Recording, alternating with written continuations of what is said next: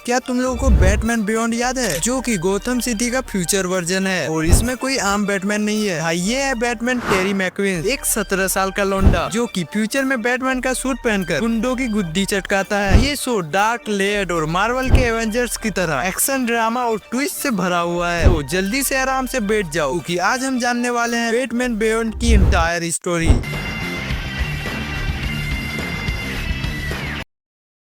तो सबसे पहले जान लो कि इस स्टोरी के हीरोज कौन कौन है। इसमें से पहला है हमारा लौंडा टेरी मैकविन, जो कि एक 17 साल का स्कूल स्टूडेंट है, जो कि बैटमैन की सीक्रेट आइडेंटिटी को पता कर लेता है और वो ब्रूस वेन को भी मना लेता है कि उसे नया बैटमैन बनने दे। और दूसरा है हमारा ब्रूस वेन, जो कि पुराना बैटमैन होता है और ये अब बूढ़ा हो चुका है, लेकिन अभी भी इसका टनाटन रहता है दिमाग, और ये टेरी को ट्रेनिंग देता है। और तीसरे नंबर पे है डाना टेन, जो कि टेरी की गर्लफ्रेंड होती है और ये हमेशा टेरी के लेट होने से और उसकी सीक्रेट लाइफ से परेशान रहती है। और चौथा है मैं, टेरी और डाना की दोस्त, जो कि टेरी का बैटमैन वाला राज जान लेती है और साथ में उसकी हेल्प करती है। और अब कहानी की शुरुआत होती है हमारे वेन ब्रूस से, जो सालों से बैटमैन बन के गोथम सिटी को बचा रहा था, लेकिन अब ये बूढ़ा हो चुका है। जब एक रात क्राइम फाइटिंग के दौरान हमारे ब्रूस वेन को हार्ट अटैक आ जाता है और ये इतना कमजोर हो जाते हैं कि गुंडे इसे पकड़ लेते हैं। एंड आखिरी उम्मीद में ब्रूस एक बंदूक उठाता है, जो कि बैटमैन का सबसे बड़ा नियम तोड़ने के जैसा है, लेकिन बंदूक देख के गुंडे डर के मारे वहाँ से भाग जाते हैं। और तभी ब्रूस को अपनी गलती का एहसास होता है और वो फैसला करता है कि अब वो बैटमैन नहीं रहेगा, यानी कि बैटमैन अब रिटायर ले लिया, जिसके वजह से गोथम अब अंधेरे में है। एंड नेक्स्ट सीन में हमें दिखाया जाता है कि गोथम सिटी 20 साल बाद अब न्यू गोथम सिटी है, जो कि अब एक फ्यूचरिस्टिक, डार्क और टेक्नोलॉजी से भरा शहर है। और यहाँ हमें दिखाया जाता है कि ड्रैक पावर ने वेन इंटरप्राइजेस पर कब्जा कर लिया है और शहर को अपने कंट्रोल में कर रहा है। और यहाँ कहानी में हमारे लोंडे टेरी मैकविन की एंट्री होती है। ये बस एक 17 साल का नॉर्मल लड़का है, जो कि स्कूल में पढ़ता है और अपनी गर्लफ्रेंड डाना के साथ मौज उड़ाता है, लेकिन वो एक दिन जोकर गैंग से भिड़ जाता है और ये इनसे बचने के लिए भागते भागते ब्रूस वेन के मैनर में पहुंच जाता है। और ये गलती से वहाँ ब्रूस वेन के बैट कैप को ढूंढ लेता है और इसे पता चलता है कि ब्रूस ही बैटमैन है, मतलब कि था। और इधर टेरी के पापा, जिनका नाम वेरिन मैकविन है, वो वैन पावर इंटरप्राइजेज में काम करते हैं, जो कि एक सीक्रेट डिस्क पाते हैं जिसमें ड्रैक पावर की गंदी साजिश का राज है। और वो एक ऐसा हथियार बना रहा है जो हेल्दी नर्व सेल्स को तबाह कर सकता है। और यहाँ ड्रैक का गुंडा टेरी के पापा को मार देता है। टेरी अपने पापा के मौत से गुस्से के मारे अपना आपा खो देता है और ब्रूस से मदद मांगता है, जो कि ब्रूस उसे पहले मना कर देता है। लेकिन टेरी की जीत और अपने बचपन के ट्रॉमा, यानी अपने माता पिता की हत्या के कनेक्शन की वजह से वो मान जाता है और टेरी ब्रूस का हाईटेक बैट सूट चुरा कर बैटमैन बन जाता है। और टेरी हाथ धोकर फिक्स और ड्रैक के पीछे पड़ जाता है। एंड आखिर में टेरी ड्रैक के टेक्नोलॉजी को समुद्र में डुबो देता है और फिक्स का खेल खत्म कर देता है। लेकिन ड्रैक अपने ही हथियार के रेडिएशन से म्यूटेट होकर ब्लाइट बन जाता है, यानी कि एक चमकता हुआ रेडियो एक्टिव विलेन। और यहाँ ब्रूस हमारे लोंडे टेरी को ऑफिशियली बैटमैन बनने का इजाजत दे देता है, यानी कि उसे पार्ट टाइम जॉब दे देता है। और यहाँ ब्लाइट डॉक्टर स्टेफनी लेक से अपनी बॉडी को ठीक कराने की कोशिश करता है, लेकिन उसका प्लान उल्टा पड़ जाता है। वो मिस्टर फिश के दिमाग को एक नई बॉडी में डालने की कोशिश करता है, लेकिन प्राइज बेकाबू हो जाता है और वो ब्लाइट को पेल देता है। और बैटमैन प्राइज को बचाने की कोशिश करता है, लेकिन प्राइज बर्फ की दीवार बना के अपना खुद का बलिदान दे देता है। और नेक्स्ट सीन में दिखाया जाता है रॉयल फॉल्स गैंग को, जो कि ये एक फैमिली गैंग होता है, जिसके मेंबर किंग, क्वीन, जैक और टैन होती है। और ये सब मिलकर क्राइम को अंजाम देते हैं। लेकिन जब टेरी को पता चलता है कि टैन यानी मेलनी वकार एक विलन है, तो हमारे लोंडे टेरी का दिल टूट जाता है। और यहाँ मेलनी भी अपने परिवार और टेरी के बीच फंस जाती है। चलो गैस करो, मेलनी ने फैमिली को चुना होगा या टेरी को?